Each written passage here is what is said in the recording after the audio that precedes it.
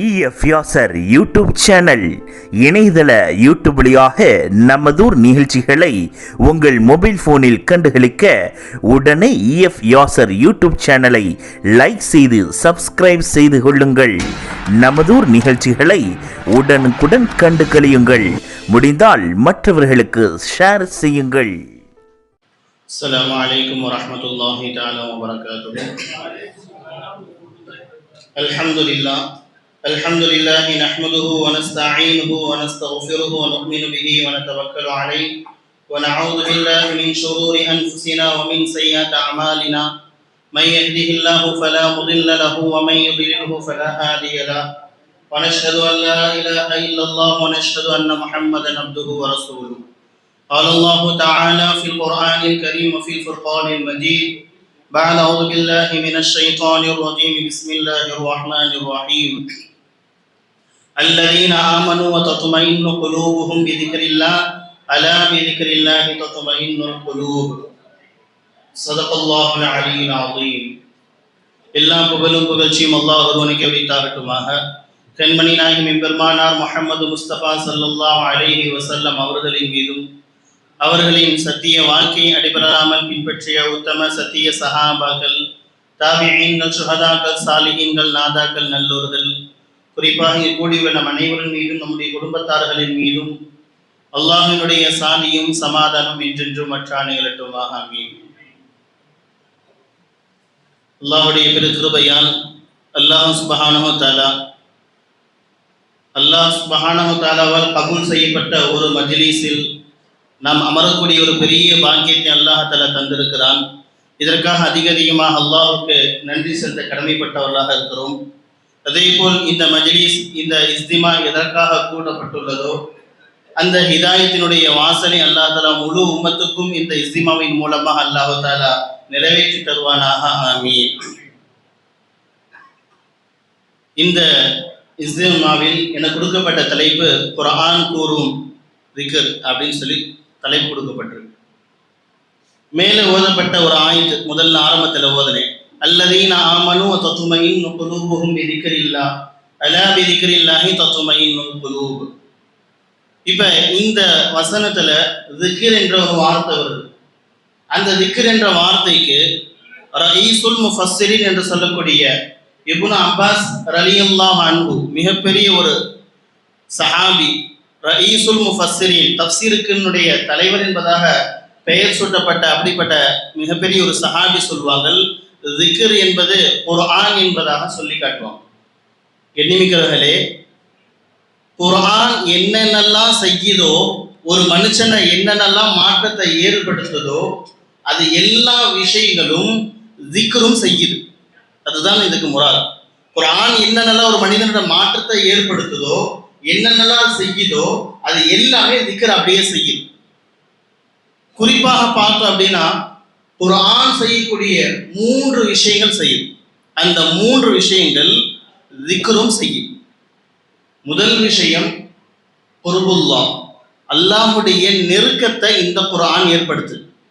ஏன்னா நமக்கு தெரியும், குர்ஆன் என்பது நீங்களோ நானோ ஏற்படுத்துறது கிடையாது, யாரோ வந்து கொடுத்தது கிடையாது. அதில் உள்ள ஒவ்வொரு அலிஃபும் இல்ல, அந்த பால் உள்ள ஒவ்வொரு நுக்தாவும் அல்லாஹ்வுடைய வாய், அல்லாஹ் சொன்ன வார்த்தை, அல்லாஹோட வார்த்தை, நம்ம வார்த்தை கிடையாது. அதுல உள்ள நுக்தா கூட அல்லாஹ் சொன்ன வார்த்தை. அதனால யார் எவ்வளவு குர்ஆனை ஓதுகிறார்களோ, குர்ஆனோட தொடர்பு இருக்கிறாங்களோ, அந்த குர்ஆன் என்ன செய்யுது, அல்லாஹோட அவர் நெருக்கத்தை ஏற்படுத்தும். அதனால என்ன செய்யறோங்க, தொழுகை ஒவ்வொரு மனிதரையும் அல்லாஹோட சேர்க்குது. நபி அவர்கள் சொல்லி காமிக்கிறாங்களா, உங்களுக்கு ஏதாவது ஒரு தேவை அப்படின்னா உடனே போங்க, ஒழுவு செய்யுங்க, 2 ரக்காத் தொழுங்க. அந்த தொழுகையில என்ன ஓதுறோம்? அந்த தொழுகையில என்னங்க ஓதுறோம்? குர்ஆன் தானே ஓதுறோம். அது ஏன் ஓதுறோம்? அந்த குர்ஆன் ஓதினால் அல்லாஹ் செவிசாய்ப்பான். அந்த செவிசாய்ப்பதின் மூலமாக நமக்கு என்ன தேவையோ அதை கேட்டு அல்லாஹ்ட்ட வாங்கிக்கலாம். ஏன்? இந்த குர்ஆன் அல்லாஹ்வுடைய கலாம், அல்லாஹ்வுடைய வார்த்தை. அப்படியே தான் திக்ர். குர்ஆன்ல என்னென்னலாம் வார்த்தை சொல்லப்பட்டதோ அது எல்லாம் திக்ராக சொல்லப்பட்டிருக்கு. சுப்ஹானல்லாஹ், அல்ஹம்துலில்லாஹ், அல்லாஹு அக்பர். இந்த விஷயம், இந்த திக்ர் என்ன செய்யுது, அல்லாஹ்வுடைய நெருக்கத்தை ஏற்படுது. காலையில தஹஜ்ஜுத்ல 4 மணிக்கு எந்திரிச்சு செய்யறோம். இரவு படுக்கும்போது செய்யறோம், ஏங்க திக்ர் செய்றீங்க அப்படின்னா நம்ம என்னங்க சொல்லுவோம்? நன்மன் சொல்வோம். அதுக்கு முன்னாடி நம்ம என்ன செய்வோம்? அல்லாஹ்வுடைய பொருத்தம் எனக்கு வேணும், அல்லாஹ்வுடைய குர்பத் எனக்கு வேணும் என்று சொல்றோமா இல்லையா? அதே போல குர்ஆன் என்ன செய்யுதோ, அல்லாஹ்வுடைய குர்பத்தை எப்படி ஏற்படுத்துதோ அதே போல் இந்த திக்ரும் அல்லாஹ்வுடைய குர்பத்தை ஏற்படுத்துது. முதல் விஷயம். இரண்டாவது, குர்ஆன் இந்த உம்மத்துக்கு மிகப்பெரிய ஒரு ஹிதாயத், மிகப்பெரிய ஒரு ஹிதாயத். நமக்கு தெரியும், பல சஹாபாக்கள் இஸ்லாத்தை ஏற்பதற்கு முன்னாடி சொல்றேன், அவர்களுக்கு தாவா கொடுத்த பொழுது நபி அவர்கள் நேரடியாக சென்று தாவா கொடுத்தப்ப கூட அவங்க கேட்கல, இஸ்லாத்திற்கு உள்ள வரவே இல்லை. எப்போ குர்ஆனுடைய வசனம் அவருடைய கண்கள் அவருடைய காதுகள்ல விழுந்துச்சோ ஆட்டோமேட்டிக்கா அவங்க ஹிதாயத்தாய் உடனே இஸ்லாத்துக்குள்ள வந்துட்டாங்க. அதுக்கு மிகப்பெரிய ஒரு உதாரணம் உமர் ரலியல்லாஹு. நபியர்கள் எவ்வளவோ சொல்லியிருந்தாங்க, அப்பெல்லாம் எதுவும் கேட்கல. எந்த அளவுக்கு ஆச்சு நமக்கு தெரியும். நபியை கொலை செய்வதற்காக வாளை தூக்கிட்டு வந்தாங்க, நபியை கொலை செய்யறதுக்கு வாளை தூக்கிட்டு வந்தாங்க. வரக்கூடிய வழியில நடந்த நிகழ்வு தெரியும், அது பெருசா போயிடும். உள்ள போறாங்க, கதவை தட்டுறாங்க, அவங்க கண்ணில் குர்ஆன் படுது. குர்ஆனை திறந்து பார்க்கறாங்க, சூரத்து தாஹாவினுடைய ஒரு சில வசனங்கள் தான். கிட்டத்தட்ட தாஹா சூரா அரை ஜுஸ், ஒரு 10 பக்கம் 12 பக்கம் வரும். அத்தனைலாம் ஓதல, ஒரு பக்கம் ஒரு 10 ஆயத்து கிட்டத்தட்ட ஓதுனாங்க. உள்ளம் மாறுது, வாழை தூக்கி போட்டு குளிச்சுட்டு நேரா நபிக்கு நேர போய் நபிக்கு முன்னாள் நபியுடைய கையை பிடிச்சு பையத் வாங்கி உடனடியாக இஸ்லாத்துக்குள்ள வந்தாங்க. எவ்வளவு பெரிய சான்று பாருங்க. இப்ப குர்ஆன் எப்படிப்பட்ட மனிதனையும் ஹிதாயத்துக்குள்ள இஸ்லாத்துக்குள்ள இழுத்தும். ஃபுலைல் இப்னு அய்யால் ரஹ்மத்துல்லாஹி அலைஹி மிகப்பெரிய ஒரு சூஃபி, தாபீன்கள்ல கட்டுப்பட்டவங்க. அவருடைய முன்னாள் வாழ்க்கை எந்த அளவுக்கு இருந்துச்சு அப்படின்னா, இரவு கொள்ளையர், இரவு நேரத்துல போய் வீட்டுக்குள்ள கூரையை பிரிச்சுக்கிட்டு செவுத்தை உடைச்சிட்டு உள்ள போய் பொருளை திருடுறதுதான் அவர் கொள்ளைக்காரர், திருடக்கூடிய ஒரு கொள்ளைக்காரராக இருந்தார். எப்ப? தாபீனுடைய காலத்துல இருந்தார். அதற்கு பின்னாலுடைய வாழ்க்கை எந்த அளவுக்கு மாறுச்சுன்னா, காபத்துல்லா இருக்கு இல்லைங்க, அந்த காபத்துல்லா உள்ளே கிட்டத்தட்ட 20 வருஷம் இருந்து அமல் செஞ்சான். காபத்துல்லாக்கு வெளியே இல்ல, உள்ள இருந்து கிட்டத்தட்ட 20 வருஷம் அமல் செஞ்சார். அவங்க சொல்றாங்க, அவங்களுடைய ஆரம்ப காலம் எப்படி இருந்துச்சு, ஒரு கொள்ளையராக இருந்தேன். ஒரு தடவை ஒரு வீட்டுல கொள்ளை அடிக்கிறதுக்காக நைட் நேரம் போறேன், செவுத்துலாம் ஏறிட்டேன், செவுத்து மேல ஏறி நின்றுட்டேன். அந்த பக்கம் வீட்டுக்குள்ள குதிக்கலான்னு ரெடியா இருக்கிறப்ப ஒரு பக்கத்து வீட்டுல இருந்து குர்ஆன் ஓதுற சத்தம் கேக்குது. என்ன குர்ஆன் சத்தம் கேக்குது? அலம் யக்னி லில்லதீன ஆமனு அன் தக்ஷா குலூபுஹும் லிذிக்ரில்லாஹ்.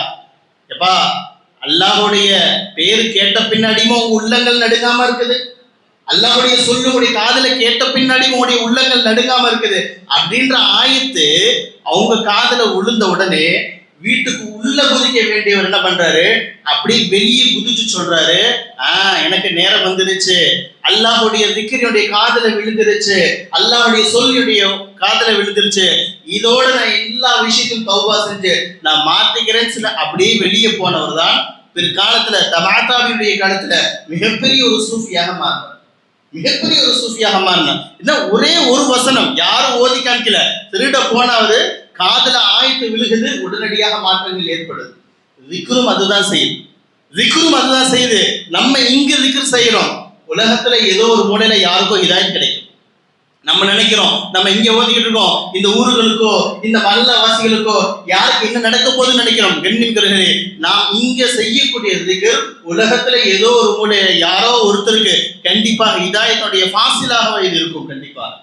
அப்ப குர்ஆன் என்ன செய்யுதோ ஹிதாயத்துக்கு எப்படி வழிகாட்டுதோ அதே போல் திக்ரும் என்ன செய்யுதுங்க, ஹிதாயத்துக்கு வழிகாட்டுது. இரண்டாவது விஷயம். மூன்றாவது விஷயம், ஆயத்துல சொல்லப்பட்ட விஷயம் தத்மஇன்னுல் குலூப், உள்ளத்தினுடைய நிம்மதியை தருது. உள்ளத்தினுடைய நிம்மதி. சில வருஷத்துக்கு முன்னாடி வெளிநாட்டுல மிகப்பெரிய ஒரு ரிசர்ச் நடக்குது. என்ன ரிசர்ச் அப்படின்னா, பிறந்த பிள்ளை நல்லா தான் இருந்தாங்க, வைத்தியக்காரங்களும் இல்லை, நல்லா தான் இருந்தாங்க.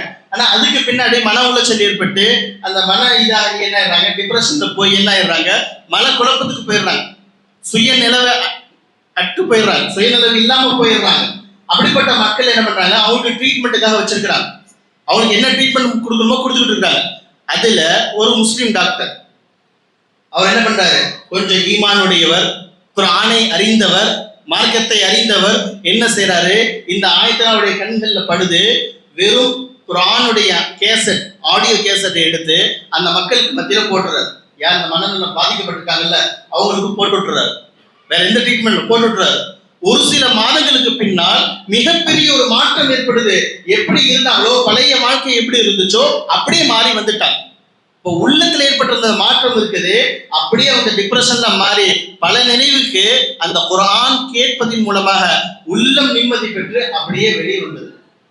இன்னைக்கு பெரிய பெரிய சூஃபி சாஹிப்கிட்ட ஷேக்மார்கள்ட்ட போய் நான் ரொம்ப கவலையில இருக்கிறாங்க, ரொம்ப டிப்ரெஷனா இருக்கேன், மன அழுத்தத்துல இருக்கிறேன் அப்படின்னா அவங்க சொல்லக்கூடிய முதல் சொல் இதுதான் சொல்லுவாங்க, நீங்க திக்ர் செய்யுங்க, நீங்க திக்ர் செய்யுங்க. அதுக்காக தான் என்ன செய்ய சொல்லப்பட்டிருக்குது, நம்முடைய பெரியார்கள் ஆரம்ப காலத்துல இருந்தே நமக்கு சொல்லப்பட்டுச்சு, காலையில நீங்க என்ன பண்ணுங்க, சுபுக்கு முன்னாடி நீங்க தஸ்பீஹ் செய்யுங்க. காலை மாலை தஸ்பீஹ் சொல்றோமா இல்லையா, அந்த தஸ்பீஹை எதுக்கு கொடுத்திருக்காங்க அப்படின்னா நம்ம மன நிம்மதி பெறுவதற்காக வேண்டி கொடுக்கப்பட்டிருக்கு. அப்ப குர்ஆன் என்ன செய்யுதோ மாற்றத்தை ஏற்படுத்துதோ அதே விஷயம் இந்த திக்ரும் செய்து. ஏன் குர்ஆன் தான் திக்ர், திக்ர் தான் குர்ஆன். இன்னைக்கு அல்லாஹ்வின் நல்லடியார்களே, இன்னைக்கு உலகத்துல எங்க பார்த்தாலும் சொல்லக்கூடிய ஒரே விஷயம் என்ன அப்படின்னா, நான் ரொம்ப டிப்ரெஷனா இருக்கேன். யாராச்சும் போய் இங்க இருக்க எல்லாத்துலயும் எப்படி இருக்கீங்கன்னு கேட்டீங்கன்னா நல்லா இருக்கேன்னு சொல்லுவாங்க. உலகத்துல நல்லா இருக்கிறவங்க இங்க இருக்க நம்மள்கிட்ட யாரு கேட்டா கூட நல்லா இருக்கீங்களான்னு கேட்டா நல்லா இருக்கிறேன்னு சொல்லுவாங்க எல்லாருமே. நிம்மதியா இருக்கீங்களா கேட்டு பாருங்களேன் அப்படின்னு ஒண்ணு ஆரம்பிப்பாரு. ஏங்க அதை கேட்குறீங்க அடுத்து அப்படின்னு அவரு ஆரம்பிச்சாருன்னா அது போக போக நைட் வரைக்கும் போய்கிட்டே இருக்கும். நல்லா இருக்கீங்க கேட்டா நல்லா இருக்கிறேன்னு பதில், நிம்மதியா இருக்கீங்க கேட்டா யார்கிட்டயுமே பதில் வராது. ஏங்க 5 வயசு பையனுக்கும் டிப்ரெஷன்ல இருக்கிறான், 80 வயசு நாளைக்கு மூத்தார குடு கிழவரும் டிப்ரெஷன் மன அழுத்தத்துல இன்னைக்கு இருக்கிறாங்க. ஏன்னா ஒரு 10 வருஷம் நல்லா சிந்திச்சு பார்த்தா நமக்கே தெரியும், ஒரு 10 வருஷம் ஒரு 15 வருஷத்துக்கு முன்னாடி மனநல மருத்துவர் அப்படின்னா ஒண்ணுமே கிடையாது. இங்க எல்லாம் பெரும் அதிகமா வயசானவங்க இருக்கிறீங்க, நீங்க எல்லாம் என்னுடைய வயசுல இருக்கும்போது பாத்தீங்கன்னா அப்படி ஒரு டிபார்ட்மெண்ட்டே கிடையாது. மனநல மருத்துவர் அப்படின்ற டிபார்ட்மெண்ட் நம்ம இந்தியாவிலையும் கிடையாது, நம்ம தமிழ்நாட்டிலுமே கிடையாது. ஆனா கடைசி ஒரு 10 வருஷம் 15 வருஷ காலத்துல என்ன அப்படின்னா மன அழுத்தத்துக்கு அதிகமாக மக்கள்கள் அதுல ஈடுபடுறாங்க. அதனால அந்த டிபார்ட்மெண்ட் அதிகமாயிருச்சு. இன்னைக்கு எப்படி சைல்டு ஸ்பெஷலிஸ்ட், அந்த மூட் ஸ்பெஷலிஸ்ட், ஹார்ட் ஸ்பெஷலிஸ்ட், எப்படி ஒவ்வொரு ஸ்பெஷலிஸ்ட் இருக்காங்களோ அதே போல மனநல மருத்துவர்னு சொல்லி ஒவ்வொரு ஊர்களையும் இன்னைக்கு வந்துருச்சு. நீங்க ஸ்கூல்ல படிச்ச வரையும் நான் ஸ்கூல்ல படிச்ச வரையும் பசங்களுக்கு வந்து சைக்காலஜின்னு சொல்லி ஒன்று சொன்னதே கிடையாது, சைக்காலஜி கிளாஸ் எடுத்தது கிடையாது. ஆனா இன்னைக்கு போய் பாத்தீங்கன்னா சென்னை, கோயம்புத்தூர், மதுரை போன்ற பெரும் பெரும் நகர்ல போனீங்க அப்படின்னா மாசத்துக்கு ஒரு தடவையோ 2 மாசத்துக்கு ஒரு தடவையோ சைக்காலஜி டீச்சிங் பண்ணப்படுதாங்க. ஏன் 5 வயசு பையங்க, எல்கேஜி பையன் ஃபர்ஸ்ட் ஸ்டாண்டர்ட் பையனை பண்றான், அவன் டிப்ரெஷன் ஆகிறான், மன அழுத்தத்துக்கு உண்டான போடுறான். நம்ம பல செய்திகள்ல படிச்சிருப்போம், படிக்கிற பையனை பண்றான், மார்க் கம்மியாச்சுன்னு சொல்லி உடனே தூக்கு போட்டு தற்கொலை செஞ்சுக்கிறான். மார்க் அவன் பாஸ் ஆகியிருக்கிறான், முன்னாடியே போய் ஃபெயில் ஆயிடுவோமோ எது ஆயிடுவோமோ அப்படின்னு என்ன பண்றான், அவனுக்குள்ளே ஒரு பதத்தை ஏற்படுத்தி கொண்டு உடனடியாக தற்கொலைக்கு வந்துடுறான். இதெல்லாம் சமீப காலத்துல ஏற்பட்டிருக்கு. 1வது படிக்கிற பையன் போனா அவன் டிப்ரெஷன்ல இருக்கிறான். ஏன்டா டிப்ரெஷன்ல இருக்கான்னா ஸ்கூல்ல டீச்சர்னா ஹோம்ஒர்க் கொடுக்குறாங்க, ஸ்கூல்ல ஹோம்ஒர்க் கொடுக்குறாங்க, அது ரொம்ப சிரமமா இருக்குது, எங்களால செய்ய முடியல. ஏன் வீட்டுக்கு நாங்க வரதே 5 மணிக்கு வரோம், வந்தோடனே அம்மா மனசாக்கு போக சொல்றாங்க, போயிட்டு 6 மணிக்கு வரோம், வந்தோடனே திரும்ப தொழுகைக்கு போக சொல்றாங்க, தொழுதுட்டு வரோம், தொழுதுட்டோடனே ஹோம்ஒர்க் போக சொல்ற இது டியூஷன் போக சொல்றாங்க, டியூஷனுக்கு போறேன், அங்க போனா அங்க உள்ள டியூஷன் மேம் என்ன பண்றாங்க, படிக்க சொல்றாங்க, 8 மணி வரைக்கும் படிக்கிறேன், படிச்சுட்டு நான் வந்துடுறேன், ஹோம்ஒர்க் அங்க எதுவுமே செய்யறது இல்லை. அப்ப காலையில எந்திரிச்சு அரைக்கப்புறம் எந்திரிச்சு நான் ஹோம்ஒர்க் எழுதுறேன், ஒன்னு செஞ்சு ஒன்னு செய்யாம காலையில ஸ்கூலுக்கு போனா அங்க 2 ஹோம்ஒர்க் செஞ்சுட்டு 1 ஹோம்ஒர்க் செய்யல. அப்ப ஹோம்ஒர்க் செய்யாத மேம் என்ன பண்ணுவாங்க, கண்டிஷன் பண்ணுவாங்க, திட்டுவாங்க, அடிப்பாங்க. அப்ப அதற்கு பையன் என்ன வர்றான், ஆட்டோமேட்டிக்கா அவனே மனம் இதாக பாதிக்கப்படுறான். அதனால இன்னைக்கு என்ன பண்ணுது, பெரும் பெரும் ஸ்கூல்ல 1 மாசத்துக்கு 2 மாசத்துக்கு சைக்காலஜி டீச்சிங்லாம் எனக்கு செய்யப்படுது. என்னங்கிறது இதெல்லாம் எதுக்கு சொல்லப்படுதுன்னா 5 வயசு பையனும் டிப்ரெஷன்ல நிக்கிறான், மன அழுத்தத்துல இருக்கிறான், வயசானவர்களும் டிப்ரெஷன்ல இருக்காங்க. ஏன் அவங்களுக்கு பிபி அதிகமாச்சு, சுகர் அதிகமாச்சு, கண்ணாடி எங்க வச்சேன்னு தெரியல, என்னுடைய பிள்ளைகளுக்கு நான் என்ன செஞ்சேன்னு தெரியல, என் பிள்ளை நான் இங்க இருக்கிறேன் வெளிநாட்டுல இருக்கிறான் அப்படின்னு அவங்களுக்கு பொதுவாக டிப்ரெஷன்ல மாறிடுறாங்க. என்னங்கிறீர்களே இதை எல்லாம் எதற்கு சொல்ல வர அப்படின்னா, அல்லாஹ் ஆரம்பத்தில் நான் ஓதுன ஆயத்து இருக்குல்ல, மன நிறைவு மன நிம்மதி என்பது நான் என்ன வச்சிருக்கேன், ஒரு ஆலிம் திக்ர்ல தான் வச்சிருக்கேன் அப்படின்னு அல்லாஹ் சொல்றான். நம்மளை படைச்ச அல்லாஹ் சொல்றான். ஆனா நம்ம என்ன செய்யறோம் தெரியுமாங்க, இதை எல்லாத்தையும் விட்டுறோம், குர்ஆனை ஒதுக்கிறோம், திக்ரை ஒதுக்கிறோம், அமல்கள்ல ஒதுக்கிறோம், ஔராதுகளை ஒதுக்கிறோம். இதை எல்லாம் ஒதுக்கிட்டு பணத்துல போய் தேடுறோம், செல்வத்துல போய் தேடுறோம், ஆட்சியில போய் தேடுகிறோம், அதிகாரத்துல போய் தேடுறோம், பட்டம் படிப்புல போய் தேடுறோம். இது எல்லாம் தேடி எதுவுமே கிடைக்காதப்ப அவன் ஆட்டோமேட்டிக்காக என்ன ஆயிடுறாங்க, டிப்ரெஷன் ஆகி இதாக வைத்தியக்காரனாக மாறிடுறான். ஸ்வீடன் அப்படின்னு சொல்லி ஒரு நாடு இருக்கு, ஒரு சின்ன குட்டி நாடு தான், நமக்கு தெரியும் அநேகமாக, ஒரு சின்ன நாடு. அந்த நாடு எப்படிப்பட்ட நாடு அப்படின்னா, எதற்காக இந்த விஷயத்த சொல்ல வரேன்னா, பணத்தை கொண்டு ஒரு மனிதன் நிம்மதி பெறுவான் அப்படின்னா அது உலகத்துல சொல்லக்கூடிய மிகப்பெரிய ஒரு பொய். ஆக பெரிய பொய்னா அதுதான். பணம் இருந்தா எல்லாம் நிம்மதியா இருக்கலாம் அப்படின்னா அதுதான் சொல்லப்படக்கூடிய பொய்கள்ல பெரிய பொய். ஏன்னா இன்னைக்கு விவசாயம் அதிகமாக தற்கொலை செய்யறதை விட பணக்காரன் தான் அதிகமா தற்கொலை செய்ய. என்னங்க, அது பேப்பர்ல வராது, இது பேப்பர்ல வரும். பணக்காரன் சூசைட் செய்யனா மீடியால வராது, ஆனா ஒரு விவசாயி தற்கொலை செஞ்சா அப்படின்னா அது பேப்பர்ல மீடியால வரும். அப்ப பெரும் பெரும் பணக்காரர்கள் என்ன பண்றாங்க, மனம் பாதிக்கப்பட்டு அவர்கள் தற்கொலைக்கு போறாங்க. ஸ்வீடன் நாடு சொல்றேன், அது குட்டி நாடு தான். அந்த நாடு எப்படிப்பட்ட நாடு அப்படின்னா பொருளாதாரத்துல நிறைவான ஒரு நாடு. இப்ப நம்ம இந்தியாவும் என்ன பண்றாங்க, வருஷம் என்ன பண்ணாங்க, பட்ஜெட்னு சொல்லி ஒன்று ஒதுக்குவாங்க. கல்விக்கு இவ்வளோ, மருத்துவத்துக்கு இவ்வளோ, ரயில்வேக்கு இவ்வளோ, டிரான்ஸ்போர்ட்டுக்கு இவ்வளோ, இப்படின்னு ஒவ்வொன்றுக்கு டிபார்ட்மெண்ட் ஒதுக்குவாங்கல்ல. இது எல்லாம் ஒதுக்குவாங்கல்ல, அதே மாதிரி அந்த நாட்டிலையும் ஒதுக்குவாங்க எல்லா விஷயத்துக்கும். அங்கே இங்கேயும் வித்தியாசம் என்ன அப்படின்னா, அவன் பட்ஜெட் எல்லாம் போட்ட பின்னாடி அவன்கிட்ட மீதி பணம் இருக்குது. ஆனா நம்ம போடுற பட்ஜெட்டு கடன்ல தான் போடுறோம். இந்தியாவுடைய பொருளாதாரத்தை எக்கனாமிக் எடுத்து பார்த்தா தெரியும், நம்ம 140 கோடி மக்கள் இந்தியாவில் இருக்கிறோம். ஆனா இந்தியாவுடைய கடன் எவ்வளவு அப்படின்னா 200 லட்சம் கோடி. 200 லட்சம் கோடி அப்படின்னா சர்வே என்ன சொல்லுதுன்னா, இன்னைக்கு இருக்கக்கூடிய இந்தியாவில் வாழக்கூடிய ஒவ்வொரு மனிதரின் மீதும் 1.5 லட்சம் கடன். நம்ம அக்கௌண்ட்ல கூட அவ்வளவு இருக்காது, ஆனா அவ்வளவு பெரிய கடனாளியா நமக்கே தெரியாம நம்ம இருக்கிறோம்.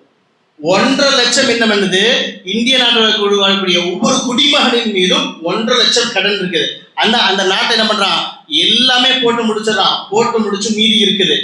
ஆனா ஒண்ணுல ஒரு சர்வே என்ன சொல்ல தெரியுமாங்க, உலகத்துல தற்கொலை செய்யக்கூடிய 10 நாடு, முதல் 10 நாடுன்னு எடுத்தா ஃபர்ஸ்ட் ஸ்வீடன் தான் வரும். நீங்க நெட்ல போய் பார்த்தா தெரியும், ஃபர்ஸ்ட் ஸ்வீடன் தான் வரும். பணத்துல எல்லாமே இருக்கிறான், மிகமிஞ்சி கிடக்குது.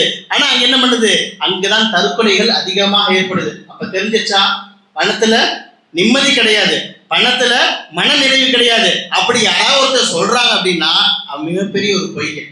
ஏன்னா அல்லாஹ் படைச்ச அல்லாஹ் சொல்லிட்டான், அதில் நான் எதுவுமே வைக்கல. இன்னும் சில பேர் சொல்லுவாங்க, படிச்சா அந்த நாட்டுல படிச்சவன் ரொம்ப அதிகம், பிச்சைக்காரனே கிடையாது அந்த நாட்டுல, பிச்சைக்காரனே கிடையாது, படிச்சவன் எல்லாமே படிச்சவன். அப்ப படிப்பிலும் கிடையாது. 3வது 4வது சொல்லுவாங்க, ஆட்சி அதிகாரம் இதெல்லாம் இருந்தா மன நிறைவா இருக்கலாம் சொல்லி. இப்ராஹிம் இப்னு அதுஹம் ரஹ்மத்துல்லாஹி அலைஹி மிகப்பெரிய ஒரு சூஃபி, நம்ம அதிகமாக பயான்கள்ல கேள்விப்பட்டிருக்கோம்.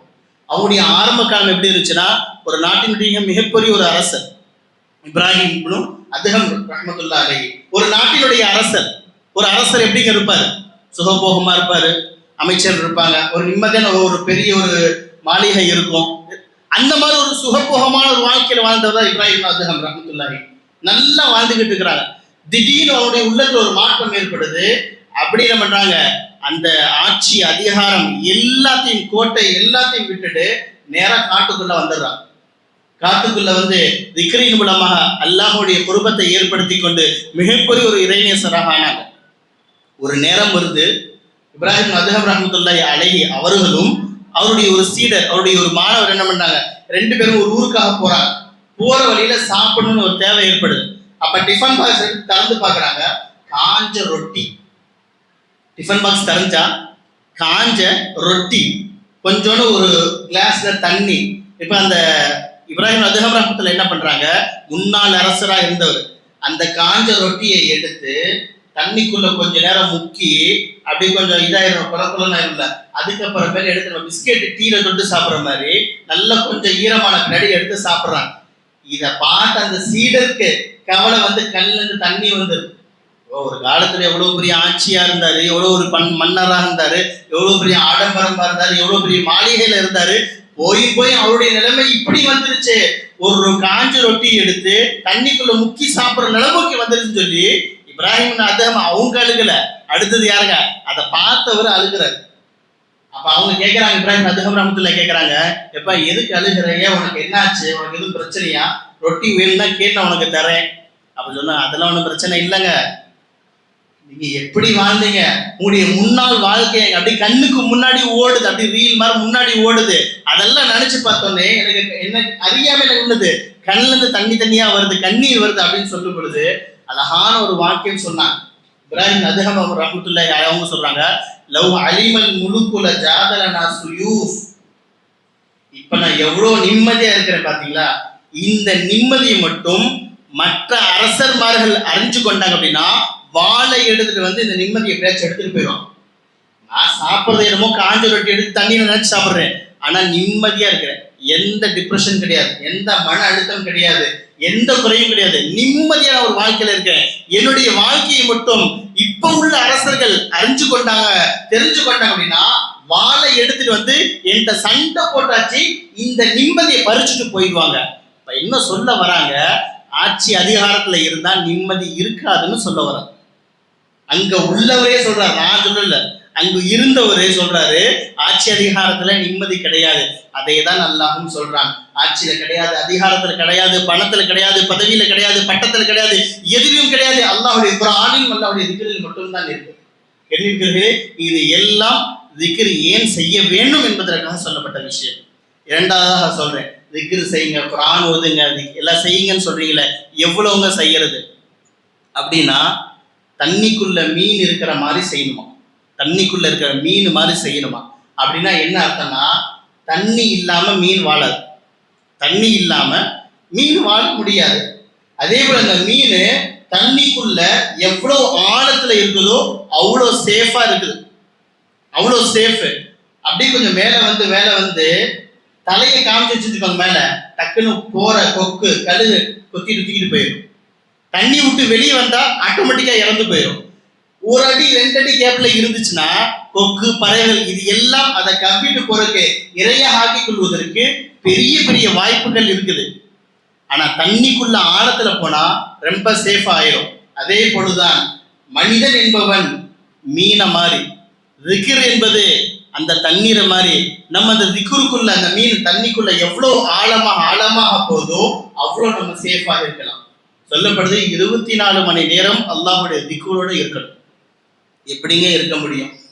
8 மணி நேரம் தூங்குறேன், 2 மணி நேரம் 3 மணி நேரம் சுய தேவைக்கு போகுது, என்னுடைய வியாபாரத்துக்காக நான் நேரம் கொடுக்குறேன், என்னுடைய குடும்பத்துக்காக நேரம் கொடுக்குறேன். அப்படி இருக்கிறப்ப காலையில ஒரு 10 நிமிஷம், நைட்டு படுக்கிறப்ப ஒரு 10 நிமிஷம் அப்படின்னா ஓகே. 24 மணி நேரம் அல்லாஹ்வுடைய திக்ரோட இருக்கணும்னு சொன்னீங்கன்னா எப்படிங்க முடியும்?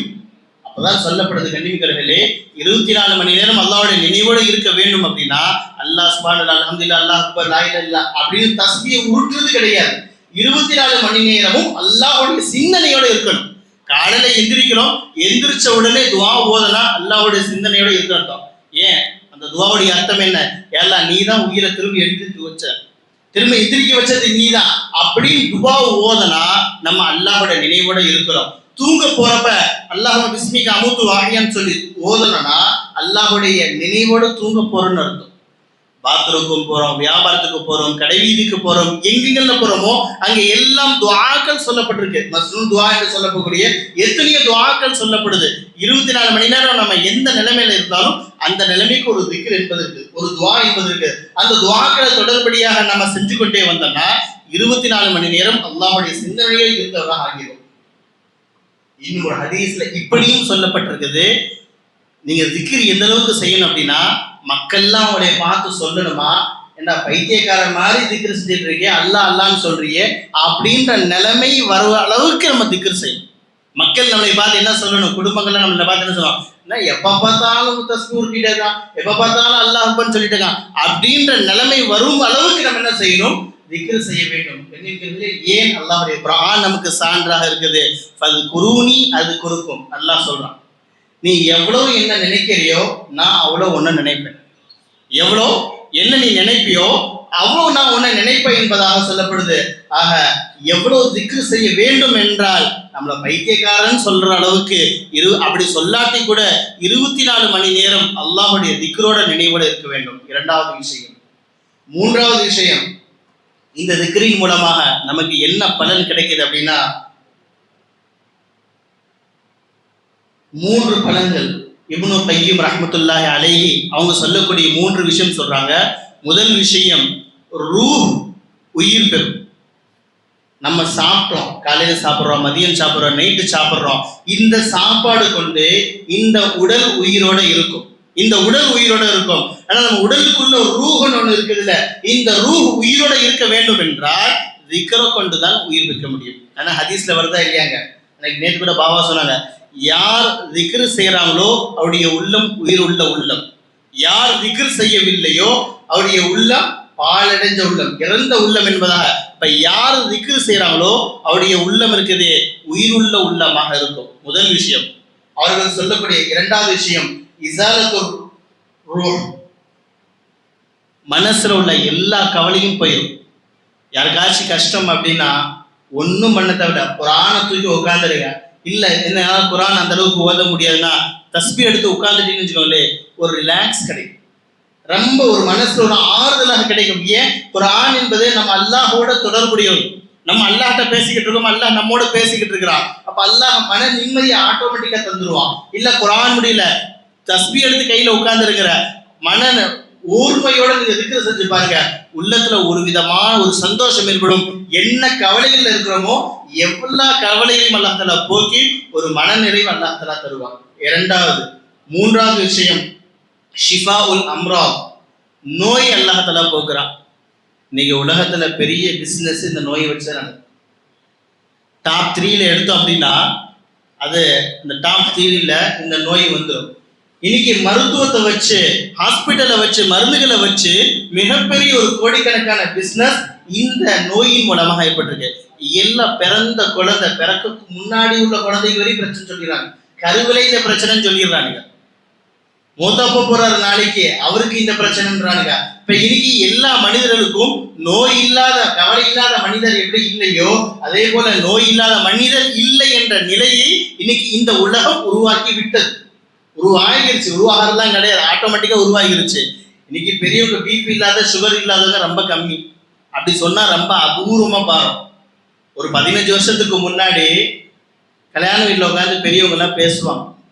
பேசுறப்ப யாருக்காச்சும் ஸ்வீட் வைக்கலன்னு வச்சுக்கோங்களே, பக்கத்துல லைட்டா தட்டி நாங்கள் சுகரா அப்படின்னு கேட்பாங்க. ஒரு 15 வருஷத்துக்கு முன்னாடி அவரும் அப்படி அப்படி சமாளிப்பார். ஒரு 15 வருஷத்துக்கு முன்னாடி. இன்னைக்கு எல்லாம் சாப்பிட்டு முடிச்சுட்டு கல்யாண வீட்டுல ஒரு ஸ்வீட் வைப்பாங்க, ஒரு கரண்டி வைப்பாங்க. ஜி ஒன்ன ஒரு கரண்டி வைங்க, ஒரு மாத்திரை சேர்த்தி போட்டுக்கலாம் வைங்க அப்படின்னு சத்தமா சொல்ற அளவுக்கு போயிருச்சு. சாப்பிட்டு போட்டு ஒரு மீட்டிங் நடக்கும். அப்போ உனக்கு எவ்வளவு சுகர்? எனக்கு 100, எனக்கு 150, எனக்கு 200, நான் 1 mg போறேன், நான் 2 mg போடுறேன். அப்ப இன்னைக்கு சுகர் இருக்குது என்பது ஒரு 15 வருஷத்துக்கு முன்னாடி ஒரு பெரிய குறையா பார்த்தோம், ஒரு நோயா பார்த்தோம். ஆனா இன்னைக்கு அது ஒரு பெருமையா பார்க்கக்கூடிய ஒரு நிலைமைய இந்த சமூகம் நமக்கு உருவாக்கி விட்டுச்சு. பிபி இல்லாத மனுஷன் கிடையாது, ஹார்ட் பேஷண்ட் இல்லாத அளவுக்கு ஆயிடுச்சு. என்னங்கிறது இது எல்லாம் போகணும் அப்படின்னா இந்த திக்ரும், இந்த குர்ஆன் தான் மிகப்பெரிய ஒரு ஷிஃபாவாக இருக்கிறது. எனவே அல்லாஹ் சுப்ஹானஹு வ தஆலா இந்த குர்ஆனையும் திக்ரையும் நம்முடைய வாழ்நாள் முழுக்க கையில் எடுத்து இதன் மூலம் அல்லாஹ் ஹிதாயத்தை நமக்கும் நம் முழு உலகத்திற்கும் அல்லாஹ் தந்தருவானாக. ஆமீன் ஆமீன். வாஹிர் தவானி அல்ஹம்துலில்லாஹி ரப்பில் ஆலமீன்.